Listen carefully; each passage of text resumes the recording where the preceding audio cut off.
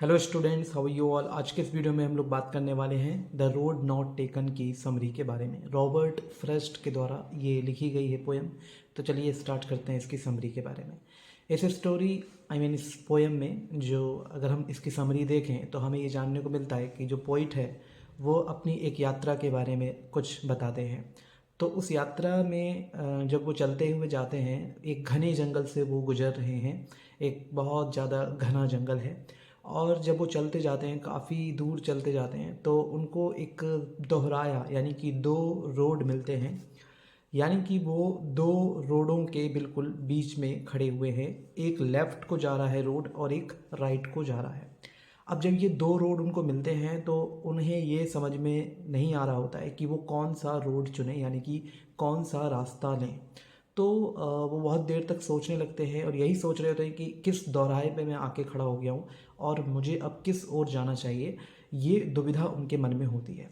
अब होता ये है कि एक रोड जो होता है वो काफ़ी ऐसा होता है कि उस पर कई लोग चल चुके हों। ठीक है, ऐसा रास्ता आपने देखा होगा कि जो रोड चलता रहता है वहाँ पर घास नहीं होती, वहाँ पर पैरों के निशान होते हैं, बंजर सा होता है। तो ये एक रोड की थोड़ी पहचान होती है जो ज़्यादा चलता है। वहीं एक रोड ऐसा होता है जहाँ पर बहुत लोग नहीं चले हुए होते हैं और वहाँ पर घास भी होती है, झाड़ियाँ भी होती हैं। इस तरीके का रोड होता है।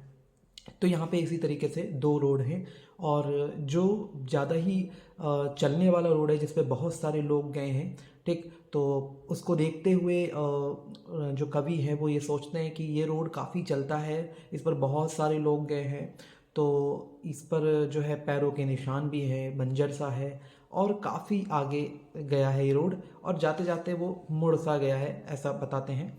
और एक जो मोड़ है, जो मतलब एक जो रोड है वो काफ़ी ज़्यादा नया सा है। हम ये कह सकते हैं कि उस पर बहुत ही कम लोग चले हैं और घास दबी हुई है पैरों से। ठीक है, तो मतलब हम ये मान सकते हैं कि उस पर बहुत सारे लोग नहीं गए हैं, बहुत ही कम लोग गए हैं। हो सकता है वो डिफ़िकल्ट रास्ता हो, ठीक है, या हो सकता है वो सरल रास्ता भी हो।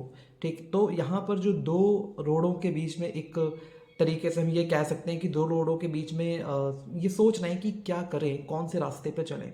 तो पोइट जो है वो रास्ता चुनने की सोचते हैं जिस पर बहुत ही कम लोग गए हैं। हालांकि वो ये भी सोचते हैं कि जो पहले वाला रास्ता है उस पर मैं बाद में कभी चल लूँगा, लेकिन उन्हें अच्छी तरीके से पता है कि शायद बाद में ये मौका नहीं मिलेगा कि उस रोड पर भी हम चले जाएं। क्योंकि अगर हम रियल लाइफ सिचुएशन में देखें, मतलब ये जो पोएम है, ठीक है, रियल लाइफ सिचुएशन पर ही बेस है कि हमारी लाइफ में भी कई बार ऐसा समय आता है जब हमें डिसीजंस लेने पड़ते हैं। कई सारे डिसीजंस हमें लेने पड़ते हैं और उनमें मतलब एक जो डिसीजन ऐसा होता है कि हम सोचते हैं कि ये डिसीजन ले।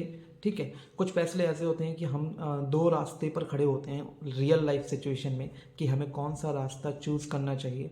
क्या हमें राइट पाथ पे जाना चाहिए या लेफ़्ट पाथ पे जाना चाहिए। ठीक है, लेकिन हमें दोनों ही रास्तों का नहीं पता होता है कि आगे चल के उसका फ्यूचर क्या होगा। तो इसी तरीके से कवि को भी नहीं पता है, यानी कि पोइट को भी नहीं पता है कि राइट पाथ जो वो चूज़ कर रहे हैं, मतलब लेफ़्ट और राइट वाला, ठीक है, राइट जो पाथ वो यूज कर रहे हैं चलने के लिए, क्या वो सही होगा, क्या वो उनको लाइफ में आगे मतलब जो रास्ता ये चूज़ कर रहे हैं उसमें कठिनाइयाँ होंगी या उसके क्या कॉन्सिक्वेंसेस होंगे, क्या रिजल्ट होंगे, अच्छा क्या होगा उसमें, बुरा क्या होगा, ये ऐसा कुछ नहीं पता है। तो फिर भी वो ये फैसला करते हैं कि वो उस रास्ते को अपनाएंगे जिसमें फ्यूअर लोग गए हैं, फ्यूअर पीपल ने वो रास्ता आजमाया है। तो उसी रास्ते पर वो चलने की सोचते हैं और ये मन में ठानते हैं कि ठीक है, अगर कुछ गलत या कुछ बैड कॉन्सिक्वेंसेस भी होंगे इस रास्ते के तो वो मुझे ही बियर करने पड़ेंगे, कोई इशू नहीं है। मैं कल को ये कह पाऊँगा कि हाँ, मैंने ये रास्ता चूज़ किया तो मुझे ये फल मिला है उसका।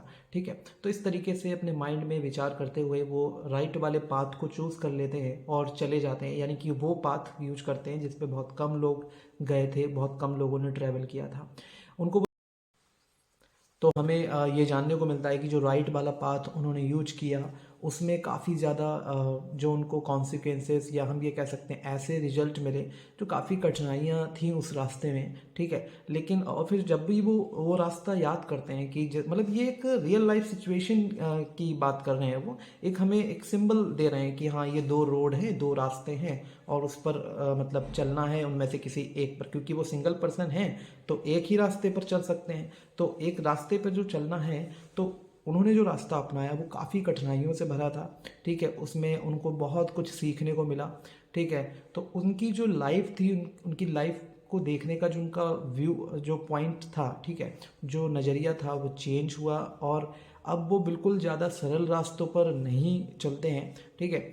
और कोशिश करते हैं कि जो भी वो रास्ता अपनाएं सूझबूझ से और अच्छे से उसको, अगर वो रास्ता कैसा भी है आगे, ठीक है, अगर उनको लग रहा है कि उनको जाना चाहिए, उन्होंने अपने दिल की आवाज़ सुनी या उन्होंने जो भी सूझबूझ से फैसला किया, ठीक, तो वो ये समझ गए हैं कि हाँ लाइफ में कोई भी रास्ता हमें पता नहीं होता है कि सही रास्ता क्या है, गलत रास्ता क्या है, क्या हमें बैड कॉन्सिक्वेंसेस मिलेंगे, क्या अच्छे कॉन्सिक्वेंसेस मिलेंगे, ठीक है। तो ये सब चीज़ें हमें नहीं पता होती हैं, फिर भी हमें एक रास्ता तो अपनाना ही पड़ता है। तो इसी चीज़ को ध्यान में रखते हुए कवि यानी कि पोइट ने वो रास्ता चुना और उस पर गए। और ये हमें यहाँ पर जानना चाहिए कि जो रियल लाइफ सिचुएशन में भी हमारे साथ ऐसा ही होता है कि हमें दो रास्ते मिलते हैं और सही रास्ता क्या है हमें नहीं पता होता है कई बार। बट हम जिस भी रास्ते में जा रहे हैं अपनी सूझबूझ, अपनी जो भी हिम्मत है, अपना जो विश्वास है उसको बनाए रखना चाहिए। तो स्टूडेंट्स, आई होप आप लोगों को ये समरी अच्छी लगी होगी, तो प्लीज़ लाइक कीजिएगा, शेयर कीजिएगा एंड कमेंट कीजिएगा। मैंने अपने अकॉर्डिंग थोड़ा सा आप लोगों को एक्स्ट्रा में भी बताने की कोशिश की है। अगर आप लोगों को समझ में आया है तो प्लीज़ सपोर्ट कीजिए हमारे चैनल को ग्रो करने में। Thank you so much.